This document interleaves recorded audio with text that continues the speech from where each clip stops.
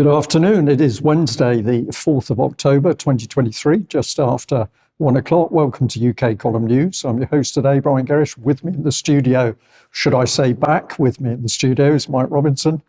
And we're delighted to be joined by our nursing correspondent, Debi Evans.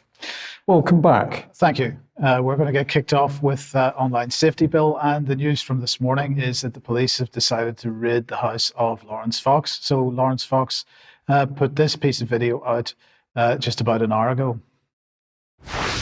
Coming after lots now. What? No. Look how many coppers there are in my house. Look at them, coming to steal everything, take everything out of my house. That, ladies and gentlemen, is the country that we live in. So the question we've got to ask is this the police? This seems to be the second similar type of activity, Brian, since the online safety bill passed. And the question is this because of the police have got some kind of confidence to behave this way since that bill was passed? But nonetheless, as far as I'm aware, the only crime, if it is a crime, that Lawrence Fox has committed is to make a fairly disparaging comment on GB News. Of course, he's been suspended by GB News, as is Dan Wootton, as a result of that. I'm not clear what the criminal aspect or the potential criminal aspect of this is, but he certainly has been raided. Well, Mike, you've been pointing out the online harms, the online safety bill, and of course everything is very vague, and this gives the police all sorts of opportunities to come into your house, doesn't it? It would appear. But what he says is correct. This is the United Kingdom in 2023. We are very, very close to a fascist state. So the question is, how is the regulatory regime going to work under the online safety bill? Of course, we know that Ofcom is going to be the regulator of the internet, as they are for broadcast media. So let's bring this on screen. This is a comment that they made a couple of days ago on BitChute, the video hosting platform. BitChute improves its safety measures following engagement with Ofcom. So let's just have a look and see what they say. In particular, they were concerned about BitChute's on-platform reporting function only being available to users who had a registered account. And also BitChute's content moderation team being small and limited to certain working hours, which restricted its ability to respond quickly to reports that footage was on the platform following the attack. Now, of course, BitChute is a UK-based platform, and as far as I understand it, what Ofcom was concerned about was that their moderation team only operated on UK working hours. So let's continue with this. It goes on to say that following our engagement, that's Ofcom's engagement with BitChute, they are tripling the size of its moderation team by taking on more human moderators. They're increasing the number of hours that moderators are available to review reports so that it is safety team operational 24/7. And they've changed the design of their platform to allow non-registered users to directly report potentially harmful content. Ofcom goes on to say that BitChute is collecting additional metrics to measure the impact of changes it has made, including the number of content review reports raised each day and average response times to them. And it also became a member of Tech Against Terrorism in October 22 and is a member of the Global Internet Forum to Counter Terrorism. And of course, the reason for that is because going right back to 2018 or so, terrorism was the original excuse for the government, or the original cover for the online harms white paper, which eventually led to the online safety bill. So let's bring Ofcom back on screen then. And they say that the current regime and the future online safety regime will focus on measures that platforms have in place to minimize the risks of users encountering harmful material. They say that it's not their place to decide what is acceptable in terms of individual pieces of content. But if such content does stay on platforms, it may be indicative of an underlying issue and so on. And they say that they will closely monitor the implementation of BitChute's changes and the impact they have to assess whether they result in tangible improvements to user safety. If we find that despite BitChute's improvements, users are not being adequately protected from relevant harmful material, we will not hesitate to take further action, including formal enforcement action if necessary. So we start to see how this regime is likely to operate. But potentially positive news now. And that's this from Axios. And their headline is Social Media Traffic to Top News Sites Creators. So this is talking about referrals from Facebook and X, formerly Twitter, And if we look at the yellow line, let's zoom in on this graph a little bit here and look at the yellow line, which is referrals to news sites. This is mainstream old news sites. The yellow line shows that going back to 2020, there were 120 million referrals to news sites. So that's, in other words, people clicking on links on the Facebook platform to take themselves to a news site. And that has dropped to 20 million or so, 21 million in August this year. So this is what they have to say about it. Websites' business models, as news website business models that depend on clicks from social media are now broken. They're saying, and this is the irony, it's regulatory pressure that have pushed tech giants to abandon efforts to elevate what they call quality information. So this seems to be an effect of the online safety bill and also similar legislation in the EU. So maybe there's a positive side to this after all. Well, it's good to see that aspect, Mike. But with regards to Ofcom, of course, who is Ofcom? Who appoints them? What interests have those people got? These are all questions that we not only need to ask, we need to delve into it. And it was some time ago that UK Column was looking at Ofcom, but clearly we need to get back on the case. But they've demonstrated they're going to be authoritarian and draconian in enforcing government policy to shut down free speech. Well, I'm going to say thank you to a viewer who sent an email with this. It says, Swiss LGBT plus rights group hails 60-day sentence for polemicist who called journalist a fat lesbian. And then there's a second one, and a man admitted abducting politicians, but a Swiss court acquitted him. Now, the point being made here is the dual standards, but an additional point that I want to make is that we are seeing similar legislation creeping across all of the Western countries, all of the European countries. So let's put a little bit of meat on the bones here. This is Associated Press, and the headline is Swiss LGBT plus rights group hail that 60-day sentence sorry, I'm having trouble with that word, Mike. Polemicist. Thank you. Who called journalist a fat lesbian. Now, that's an unpleasant thing to say, but if we get into the text on this was all about 2 years ago. He also said that the lady's work as a queer activist meant she was unhinged, according to the Swiss public broadcaster RTS. And the comment that came back from Muriel Wagner, co-director of the lesbian activist group LOS, in a statement was, this court decision is an important moment for justice rights of LGBTQI people in Switzerland. And it's a strong signal that homophobic hatred cannot be tolerated in society. So he didn't say anything too unpleasant. As far as I can see, he wasn't talking about bodily harm or that kind of thing, which occasionally, unfortunately, we can see on social media.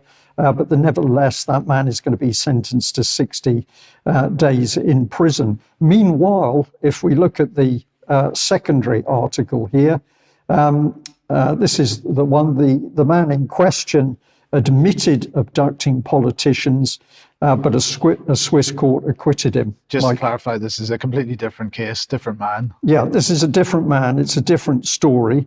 But on one hand, we've got a Swiss court giving 60 days for using nasty words. And this man who's admitted abducting politicians, this is in Belarus, the Swiss court acquits him. Now, it's a strange case because we're led to believe that it began with a former soldier contacting journalists in 2019, claiming that he'd been involved in the disappearance of an ex-interior minister of Belarus. But during the trial, he admitted being involved, but he said he wasn't involved in the murder of 3 men. He was giving his own testimony in front of daughters of one of the victims. But at the end of that hearing, he was acquitted. Now, we could say that this was a highly political case, but the key bit is those dual standards. 60 days in prison for using nasty language, but if you're involved in abducting politicians and the murder of politicians, the same Swiss courts can let you off. This cannot be accidental. And I'd also just like to bring this one in, particularly unpleasant little story of a Pentagon official accused of dogfighting. And they were executing dogs that lost the fights by electrocuting them. And this Huffington Post headline says a communication official in the Defense Department was arrested for allegedly running a dogfighting operation. And that was based on a report in the Washington Post. But if I come through to another article here from Fox News, picture of a dog in a cage, it's saying the two men used an encrypted messaging system to keep this dogfighting going. But if we come to this paragraph, we get more information. Frederick Douglass Moorfield, 62, served as Deputy Chief Information Officer for Command, Control and Communications for the Office of the Secretary of Defence.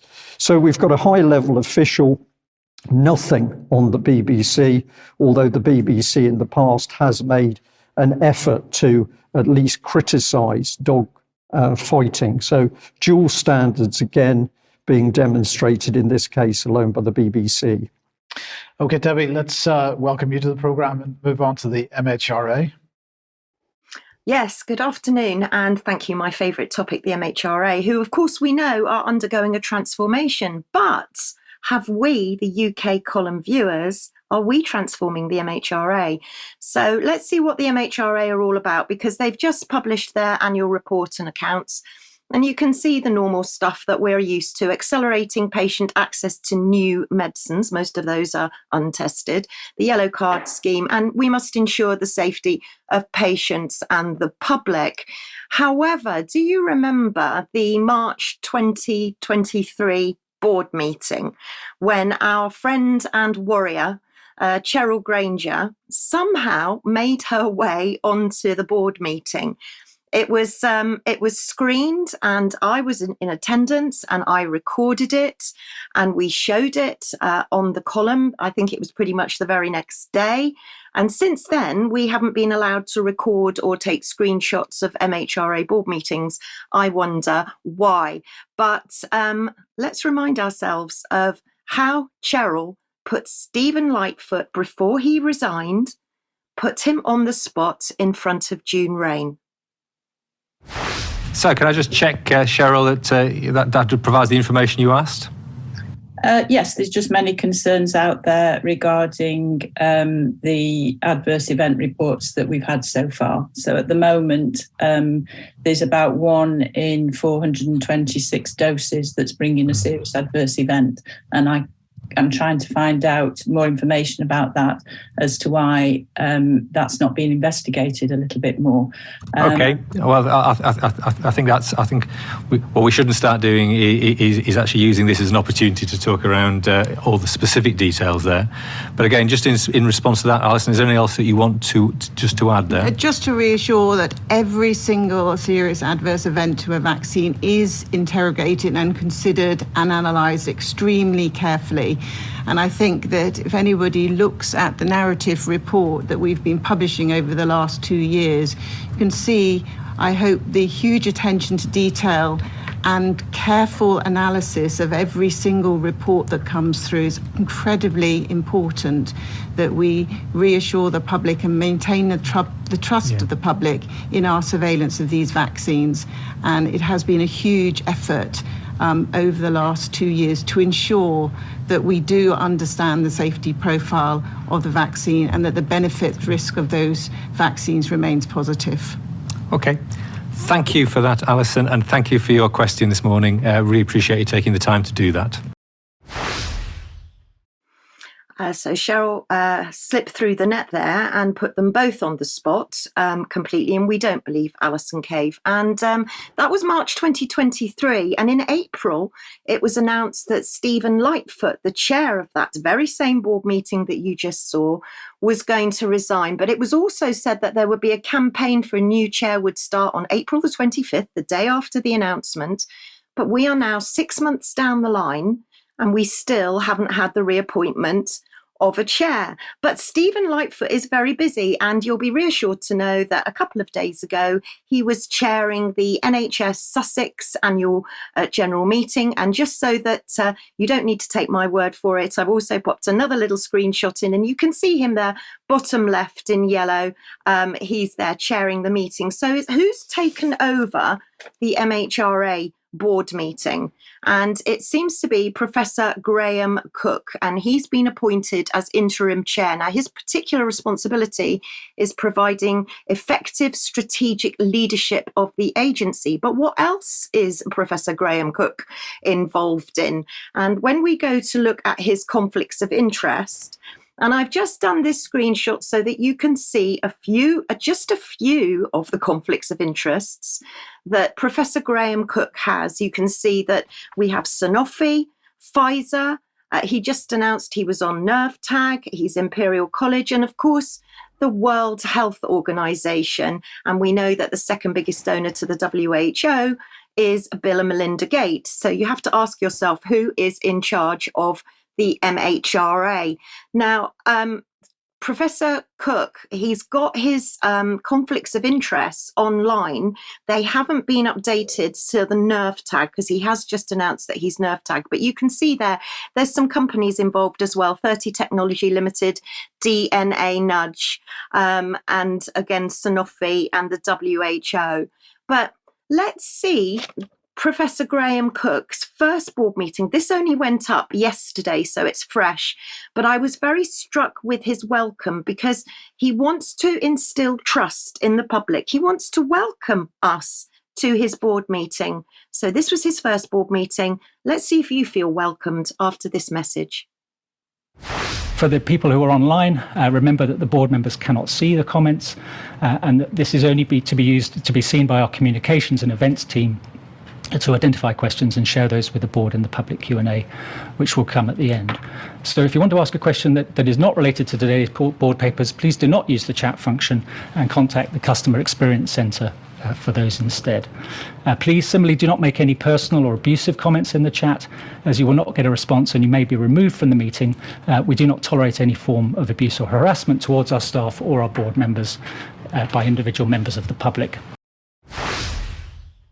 Well, I didn't find that very welcoming, and it was the first time that message had ever been put out. But I've just done a couple of screenshots about some of the other members of the board meeting, and I'm not going to go through them in depth, just freeze the screen. But you can see that we've got AstraZeneca, Novartis, amongst many, many others. And the next screenshot as well, you'll see a few more conflicts of interest. But in particular, my radar is zooming in on Raj Long, who is effectively just an expert in pharmaceutical regulation, but seems to be driving pretty much all of the agenda and is also on the UK HSA board as well. And then I went to Companies House just to finish off this segment, and I noticed that Dame June Rain has also handed her resignation in. She was a director of Saffron Underwriting Limited, which are a non-life insurance business. So if anybody knows any more about that, we'd be grateful to hear more.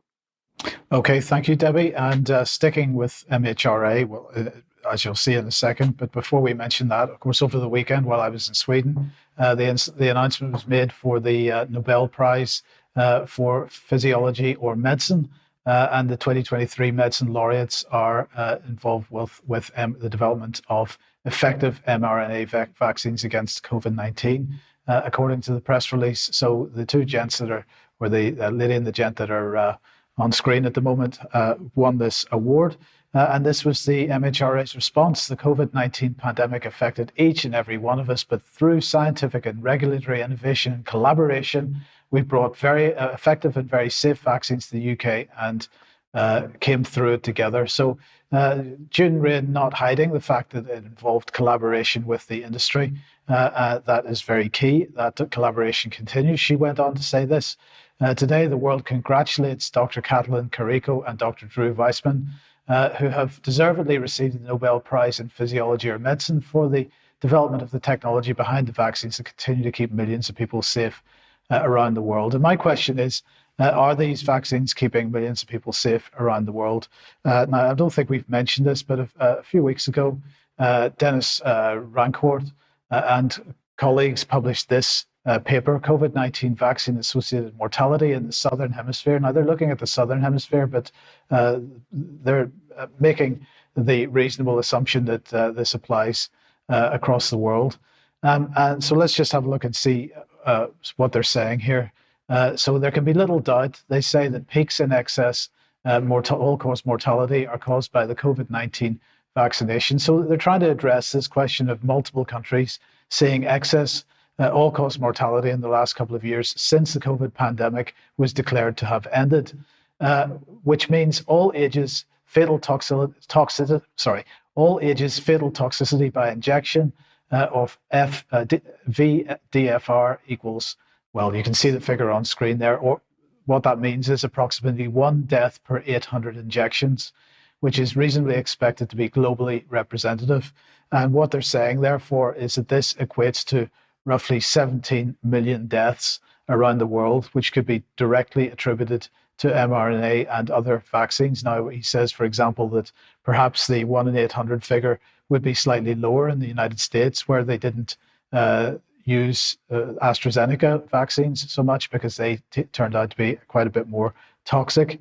But if we just bring the latest ONS figures for all-cause mortality on screen and look at the right-hand side of this again, because, of course, the winter vaccination season began on September the 11th for COVID-19 jabs. And I said at the time, would we see a resurgence in excess mortality as a result? And we certainly seem to be. So 11,838 in the week died in the week up to 22nd of September 2023 in England and Wales. That is 8.5% above the 5-year average. But if we look at the breakdown of that, that's 19.2% above the 5-year average in private homes, 3.5% in care homes, 4.7% in hospitals, and 10.5% in other settings. So that's we're starting to see this creep back in again. Of course, we won't really get a picture until we get a few more weeks' data and find out how that develops. And of course, the key thing, Mike, is that this is not being investigated. And we just saw Alison Cave as the safety expert for the MHRA saying that all the checks had been done, when we know that medical records of people who died were not even requested by the MHRA. Yes. So. Okay, let's move on. If you like what the UK Column does, you would like to support us, please head over to community.ukcolumn.org. You can join us as a member there. Your membership helps us out a lot. It'd be very much appreciated.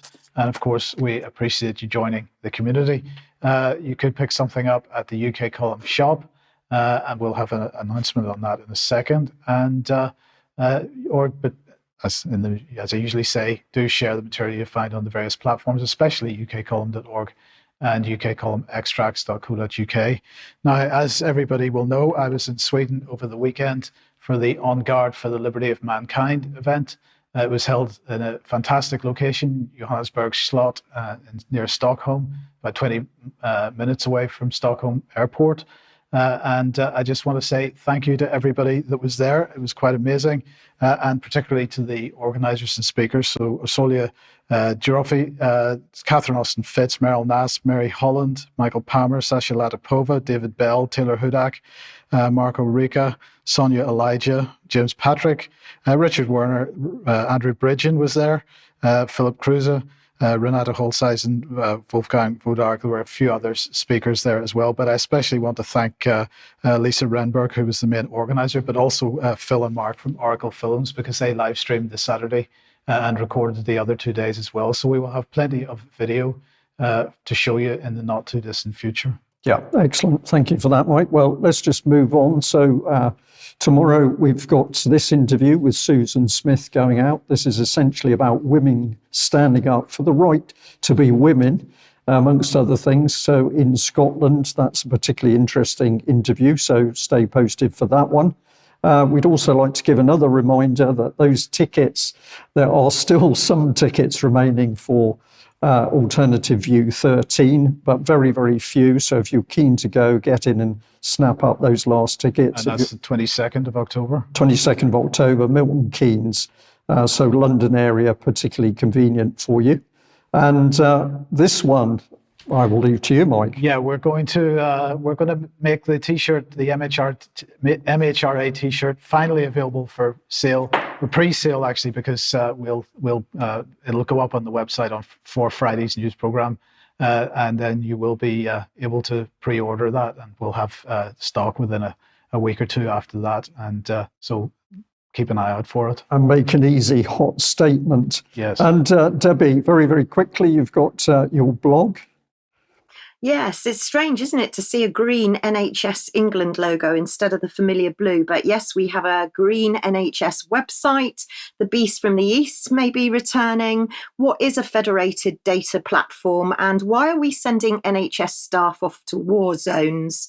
And if you're a lady watching this and you're considering having the flu jab, you might like to know that you're probably more likely to suffer from a serious adverse reaction. Excellent. Thank you very much for that.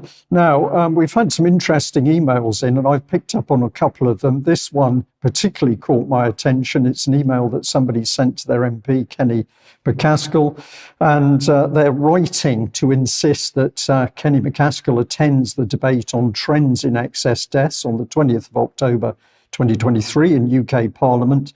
And this, of course, is being called for by North West Leicestershire Reclaim Party MP Andrew Bridgen. So Andrew Bridgen absolutely standing up to be counted.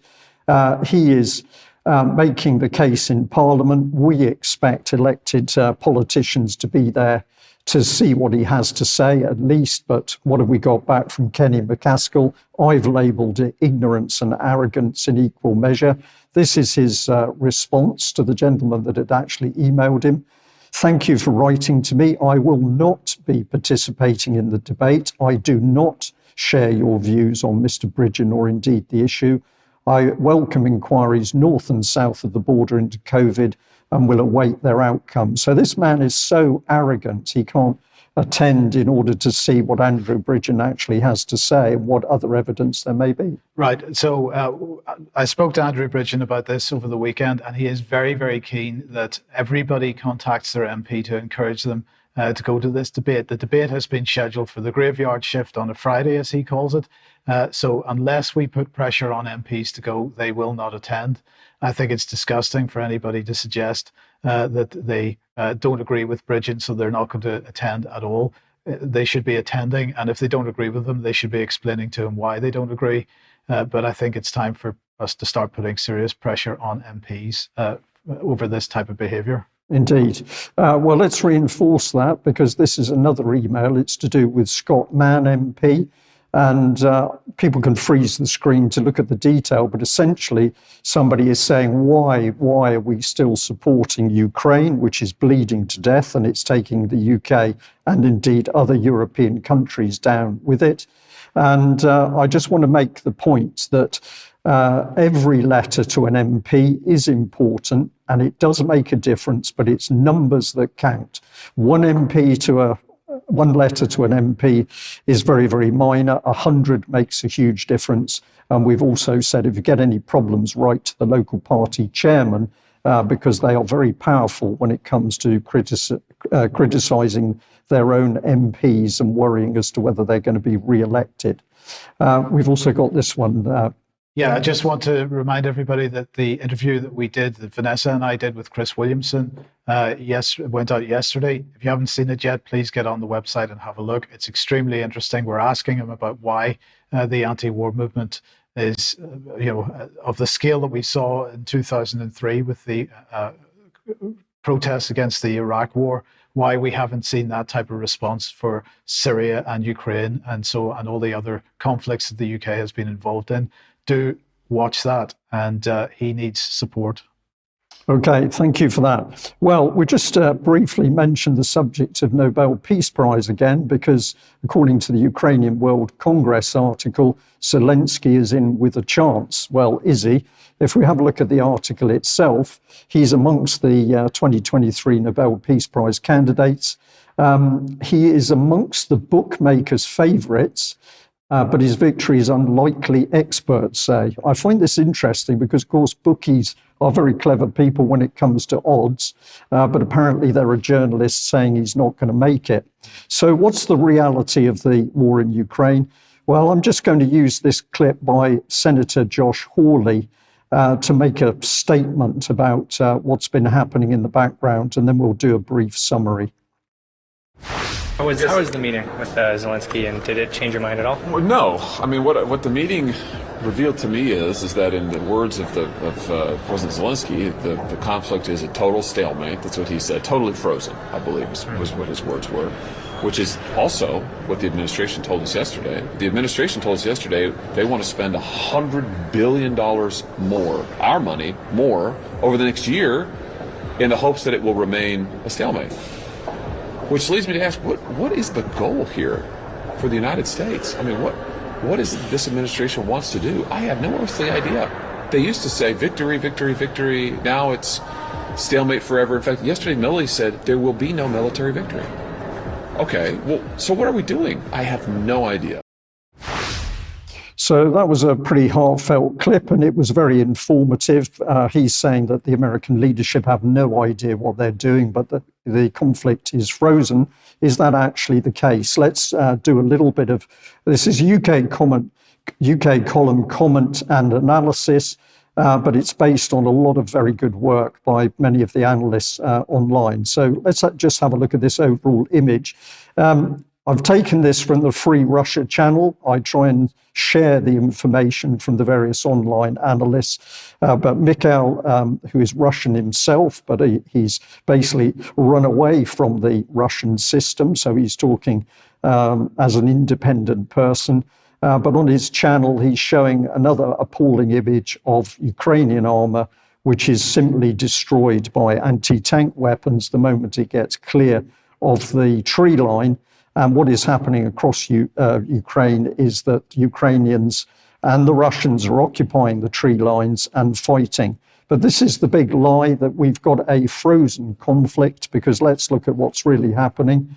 Basically, the Ukrainian forces are being ground down. They're being destroyed where they stand, and they have made no significant advances in the offensive. Russia has already retaken more territory than Ukraine has captured in the offensive. Although the amounts are very small, the reality is that Russia, who is on the defensive, has still taken more territory. Ukraine's armoured attacks are being decimated to the extent that they've been abandoned on many of the sections at the front, because the vehicles are destroyed the moment they start to move. Ukraine's infantry attacks are suicidal, and the losses are horrific. Some people are talking about 19,000 men killed in September alone. Ukraine is again short of major weapons and ammunition. That's a fact. Russia is destroying Ukrainian infrastructure now. That includes key strategic bridges and command and control centers.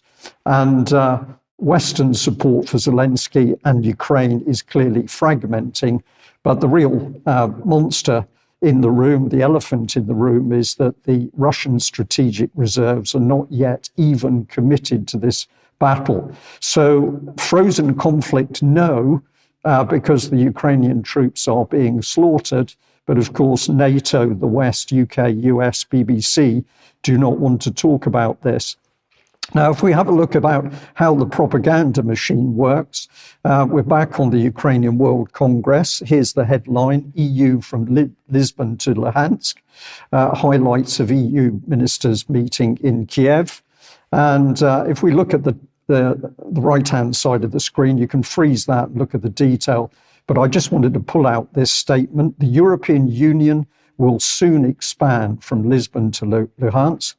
This is the German Foreign Minister Annalena Baerbock speaking, and she stated this during an informal meeting of EU foreign ministers in Kiev. So the European Union expanding eastward, which of course is part of the immense problems that the Russians have with this. This is part of a more detailed comment. Ukraine's future lies in the European Union and our community of freedom, and it will soon stretch from Lisbon to Luhansk. Ukraine, also broadens its path to the EU with every village, every metre that it liberates, and every metre where it saves its people, except it's not saving them from brutality and corruption, which we are seeing more and more reports about. Now, let's just compare Miss Baerbock with another lady. Let's bring her up on screen. Who have we got here? Oh, it's Mariana Spring. Well, how are these two ladies connected? Well, of course, if you look into their background, you find that they've got one common agenda. And the reality is that they've both been caught falsifying their CVs. So should we trust the German foreign minister? I would suggest not, in the same way that we shouldn't, of course, be trusting a word that the BBC say. And we'll just put a little bit of evidence on the German minister. This is Politico, one of many outlets reporting this incident.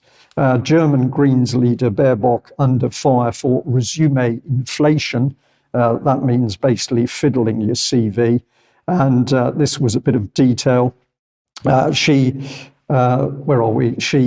claimed membership of the German Marshall Fund and the United Nations High Commissioner for Refugees amongst lesser known organisations in the CV available on her official website, and this was not true.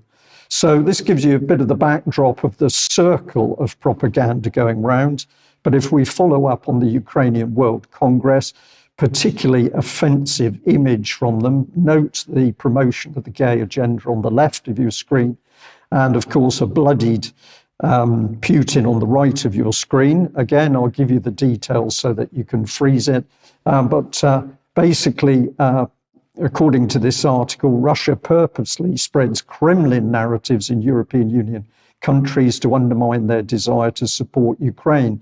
It then says that researchers of the Romanian New Strategy Centre came to this conclusion. Specialists analyse 100 open sources in 5 European countries.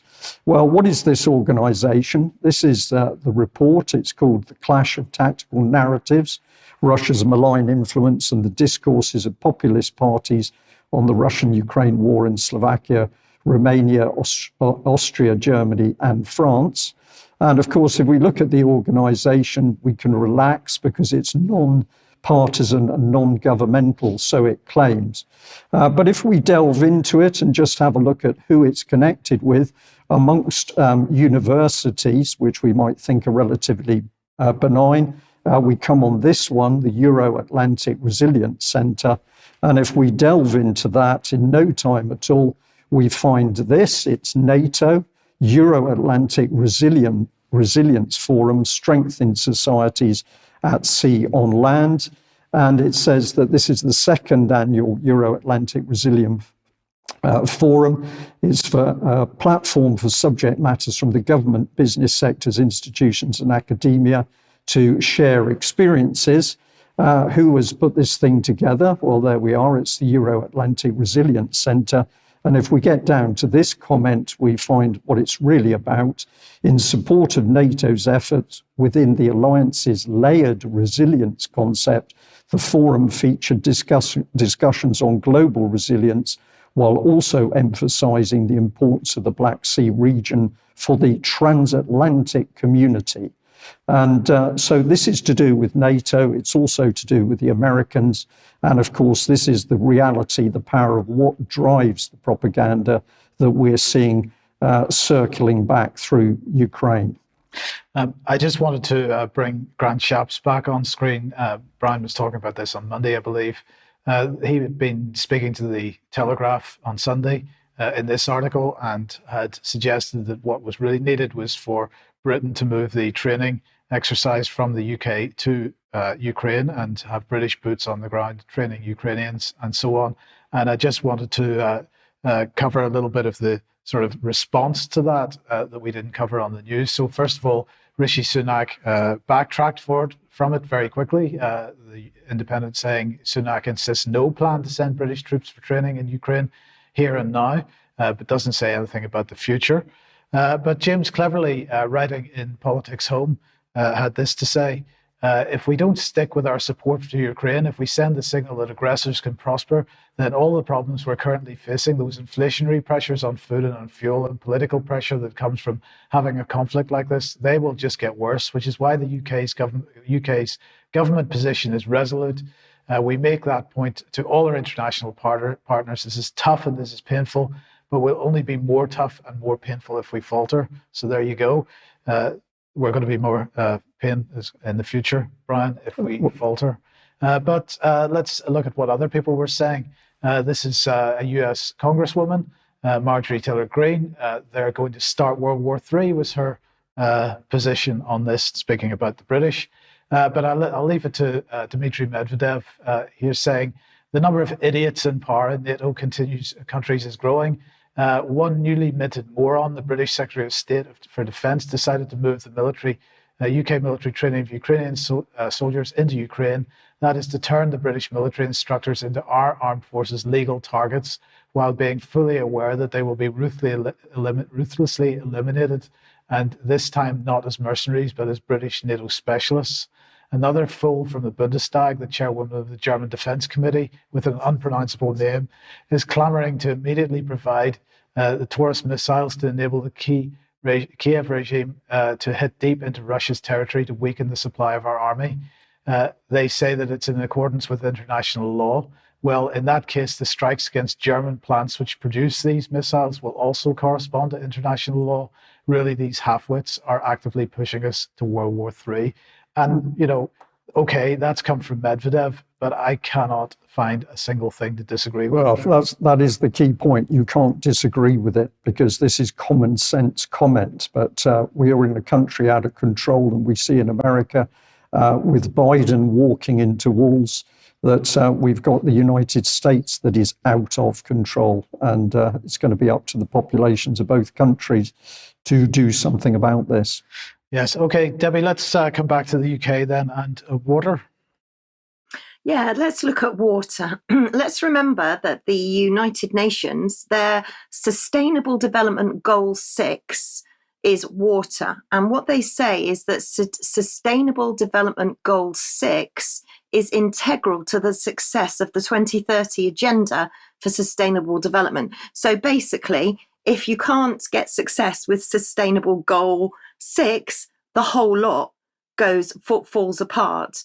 But the United Nations have got a very flourishing water department, and WAPOR is 10 nations all building more water capacity and clean water capacity. But WAPOR is the Food and Agriculture Organization, part of the United Nations. And indeed, in November, we're coming up to World Toilet Day. I believe it's going to be held on the 19th of November. There's a very sweet story about the hummingbird. We'll probably talk about that in extra, but it would seem that they want to identify all of us to identify as hummingbirds. And apparently 5 billion people are living without safe toilets. Well, I've got news for everybody because I'm one of them, and I live in the United Kingdom. And as many of you know, water, sewage and toilets, for all the wrong reasons, are a big interest of mine. But what does the WEF say about water? Because at the end of the day, of course, it all comes down to money, and they want to achieve it requiring a public-private collaboration. But let's look in more detail about how they're looking at that. And they're actually citing Thames Water and the disaster of Thames Water, because when they took over into a private company, they had to bear the debt of its own acquisition, leading to higher prices for consumers whilst driving the utility near bankruptcy. And you can see that there's been over 300,000 discharges of raw sewage into our rivers. But who's in control of water? So I went to look at the Global Commission of Economics of Water, who have brought out this report called Turn the Tide. And they basically say, again, that if we fail to, on this water sustainability SDG 6, then the whole lot will collapse, and we must move with urgency. So then I went to look at who runs this commission, and I found particularly Professor Mariana Mazzucato, but also, now I'm so sorry, I'm not going to be able to pronounce his name, so I'm going to call him Tharman. But I want you to take notice of both of these characters, Mariana Mazzucato and Tharman I'm just going to call him Tharman, who's the president of the Republic of Singapore. Now, just to give you a bit of context, we're going to show you a bit of video from the WEF in a minute. This was a year ago. And the first person you're going to see is Tharman. Now, Tharman is the president of the Republic of Singapore. He's got quite a wide pedigree: economist, London School of Economics, Cambridge, Harvard. He's on the board of trustees of the WEF. He's a member of the United Nations. He's also part of the IMF. And Professor Mazzucato, who is the second person you're going to see, she's an Italian-British economist, and her pedigree or her CV includes, I'll mention a few names so that you get the context: University College London, European Space Agency, Chatham House, the World Economic Forum, the European Commission. She's also chair of the WHO Council of Economies of Health. She's also been an advisor for the Labour Party, and she's worked for the business, energy and industrial strategy with the UK government. So that gives you a bit of flavour. So let's see what they were saying, a very short clip of what they were saying about water at the World Economic Forum. It's not just equity in the traditional sense. We should all be very deeply worried when a significant part of humanity doesn't have access to clean water and their lives are affected. But it's also equity that goes hand in hand with self-interest everywhere in the world. Because if we don't solve those equity problems, we're all going to be affected. And that's what it means when we say it is now a global commons issue. Equity and self-interest come together when we want to solve the water problem, just like when we want to solve the problem of the climate crisis. They go hand in hand. And that shift in thinking is also necessary. Equity is everyone's interest, everyone's self-interest, everywhere in the world. Can I add something just based on what you've just said? That's also, of course, true with COVID, right? We are all only as healthy as our neighbor is on our street, in our city, in our region, in our nation, and globally. And did we solve that? Like, did we actually manage to vaccinate everyone in the world? No. So highlighting water as a global commons and what it means to work together and see it both out of that kind of global commons perspective, but also the self-interest perspective, because it does have that parallel. It's not only important, but it's also important because we haven't managed to solve those problems which had similar attributes. And water is something that people understand. You know, climate change is a bit abstract. Some people understand it really well. Some understand it a bit. Some just don't understand it. Water, every kid knows how important it is to have water. When you're playing football and you're thirsty, you need water. So there's also something about really getting citizen engagement around this and really, in some ways, experimenting with this notion of the common good. Can we actually deliver this time in ways that we have failed miserably other times? And hopefully we won't keep failing on the other things, but anyway. So not many people understand climate change. Everyone understands water. Are they weaponising water? And in the UK, of course, they want us to pay for all the leaks and the sewage discharges that have been going on. So probably £156 more on your bill. We still have to pay the water companies. And for anybody that's interested, Channel 5 tonight, 7 o'clock, swimming in sewage. But I've got news for the water companies. We're not just swimming in sewage. Some of us are living in sewage. Okay, thank you, Debbie. Now just moving back to health for a second. Of course, last week we were talking about the new UK-based vaccine deal, the fact that the UK Health Security Agency had agreed a deal for millions of life-saving vaccines to be produced in Liverpool by CSL Seqirus for flu. So we were talking about that last week.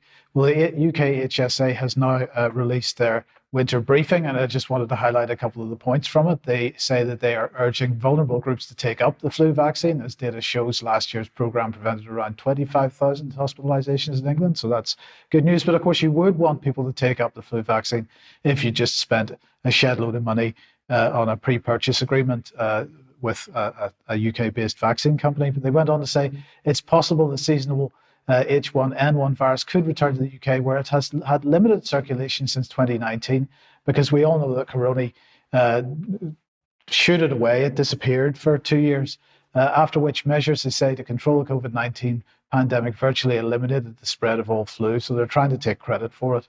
They then went on to say that the schools programme also began in early September, with those aged 4 years up to those aged 16 years being offered a nasal spray vaccine or an injection if nasal spray is unsuitable. And they say it's important that young people take up the vaccine as it protects the child themselves and helps stop the spread to vulnerable people around them. We heard this about COVID-19 vaccines as well, but of course that turned out to be untrue.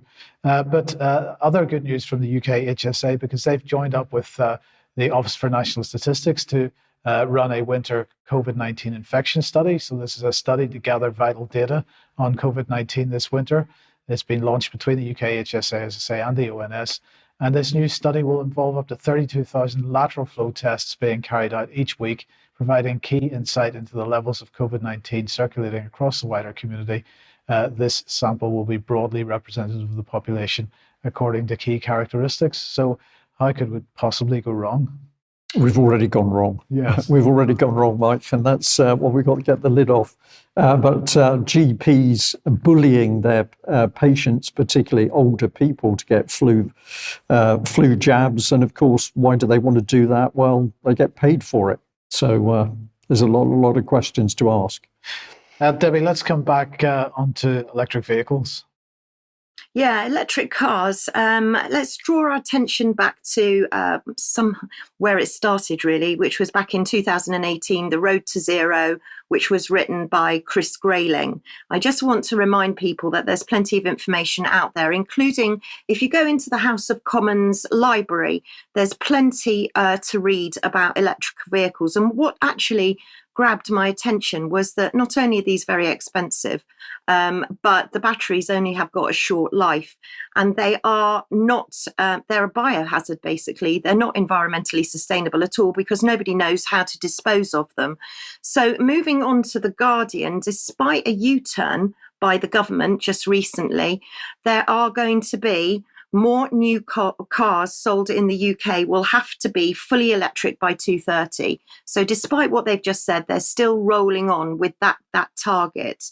Figures from the Society of Motor Manufacturers in the Independent say that there are 267,000 battery electric cars were registered last year. But in comparison, that's 30.7 million petrol and diesel cars, and in comparison, 1.1 plug-in, which includes the hybrid cars, are currently on our roads.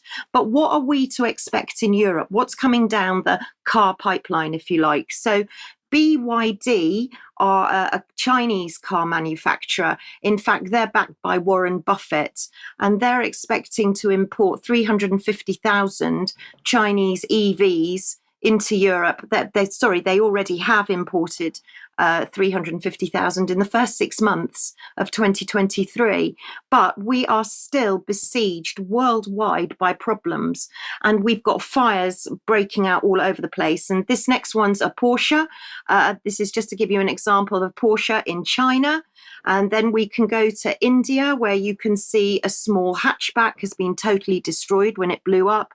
And then in Australia, they've had 2 large lithium-ion battery fires, one at Sydney Airport and one at Queensland Battery Storage, which just shows you these batteries are very dangerous to store. So if you get your electric car, if you still want to have an electric car after all this, who's going to insure it? Well, John Lewis aren't. They're absolutely not going to reinsure it. And the reasons that they're stating is that they are 25% higher to repair than petrol and diesel cars, which I found extraordinary. And also, these batteries are situated on the floor of these cars, which apparently makes them very, they can easily get damaged. Even if you bump your tyre on the curb, they can get damaged. And most cars will need a new battery in their lifetimes. And these can cost, believe it or not, I was staggered, between £14,200 and £29,500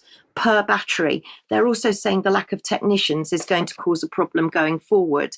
And thanks to Stephanie, our producer, she brought to my attention the latest rage that's going on, which is charge rage, which is at especially service stations. There are so many people apparently wanting to charge their cars and they can't, that they're getting very angry. So they're even having to employ marshals to do this. So charging your car is not simple. It can take 4 hours or with a super high charge, it can take half an hour.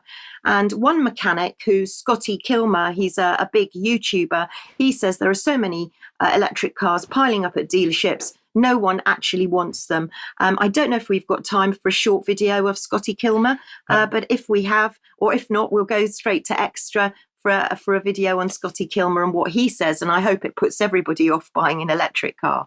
Yes, we're going to have to push that into extra, if you don't mind, Debbie. Let's move on with this. The Foreign Office has decided it's going to recruit many more armed forces veterans. So this is what they're saying. The Foreign Commonwealth Development Office will implement new measures to increase the number of staff employed with military backgrounds. The FCDO will implement new measures to do this, plans to encourage applications from veterans to the department and improve their chances of successful appointment. Roles are open to veterans in both diplomatic service and in jobs across the UK. This will include FCDO representation at careers fairs for veterans of the armed forces and promotion to increase take-up of guaranteed interview scheme for the people who have served in the military. Is this just the government attempting to do what they're encouraging other people to do, to give veterans a chance, or is this the militarization of diplomacy? I think the latter, Mike. Many years ago, there was a report that came out of the US saying that veterans in UK in particular were seen as a problem to the government's long-term social changes and policies. So it was suggesting that the UK government would have to take control of veterans here if it was going to get its transformative political policies through. So they were seen as a threat. I believe what this is trying to do is to draw them into the system to help diffuse the fact that many people deeply concerned about the destruction of the nation state in the UK are former military people. Okay, let's move on to prisons then. And the government has announced that, well, let's just read what they're saying. The average prison sentence has increased by 57% since 2010, and other sentencing changes have been made to ensure the most serious offenders spend longer behind bars. To meet this demand, the government has embarked on the biggest prison expansion programme in over a century, including 6 new prisons to create an additional 20,000 places. Around 5,500 of these places have already been built, and an additional 2,400 places have been created in the existing prison estate since September last year by doubling up on cell occupancy where it's safe to do so and delaying non-urgent maintenance work. But that's not enough. The Justice Secretary has now unveiled that the government will also enter exploratory discussions with potential partner countries in Europe to rent prison space abroad. Agreements would mean that prisoners in the UK could be moved to another country's prison estate, provided the facilities regime and rehabilitation provided meets British standards. The government will legislate as soon as parliamentary time allows to enable any future arrangements and will require the conditions are to the same standard as prisons in England and Wales. So that's all right, Brian. You're being sent to a country whose language you don't speak, but the prisons will be the same standard as England and Wales. And that's a pretty appalling standard, Mike. So people are in for a very, very rough time. It's incredible what's actually happening. To suggest UK is a democracy in 2023 simply cannot be true. Before we move on, I just want to mention, while we're on the subject of justice, that we started off with Lawrence Fox having his house searched. At that point, we didn't know what the reason for it was, but thanks to someone in the chat box, apparently he is being associated with the damage to ULEZ cameras, and so this investigation is about ultra-low emission zone and London. Well, he's been very busy if he's been running around London damaging thousands of cameras. Yeah. Yes. Okay, well, we're going to end on the subject of submarines and a Daily Mail article which I just find extraordinary.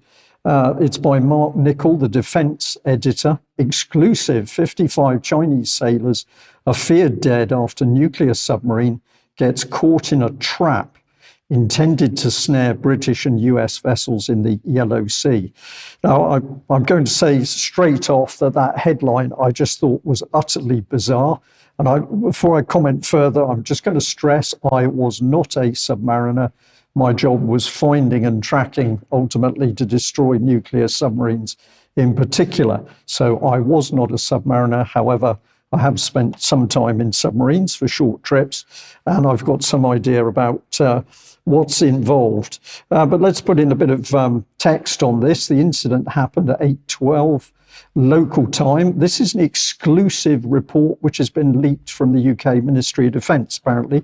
22 officers, 7 officer cadets, 9 petty officers, 17 sailors. The dead included the captain. And the understanding of the anonymous Ministry of Defence reporter is that death was caused by hypoxia due to a system fault on the submarine. The submarine hit, quote, a chain and anchor obstacle used by the Chinese Navy to trap US and Allied submarines. And part of the ongoing comment is that this resulted in system failures that took 6 hours to repair and surface the vessel. The onboard oxygen system poisoned the crew after a catastrophic failure.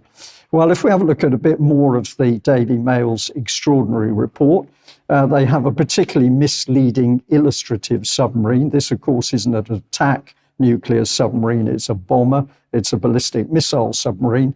But they've got this diagram, which seems to me straight out of, well, I don't know, a comic.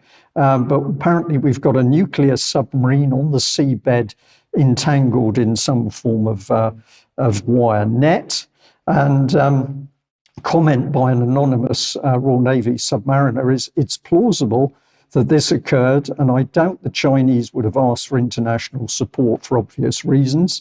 If they were trapped on the net system and the submarine's batteries were running flat, which is plausible, then eventually the air purifiers and air treatment systems could have failed. But this wasn't a conventional submarine. This is supposed to be a nuclear submarine, and presumably the propulsion part stayed running. Otherwise, this would have been a nuclear incident. But he goes on to say, or she goes on to say, which would have reverted to secondary systems and subsequently and plausibly failed to maintain the air, which led to asphyxia or poisoning.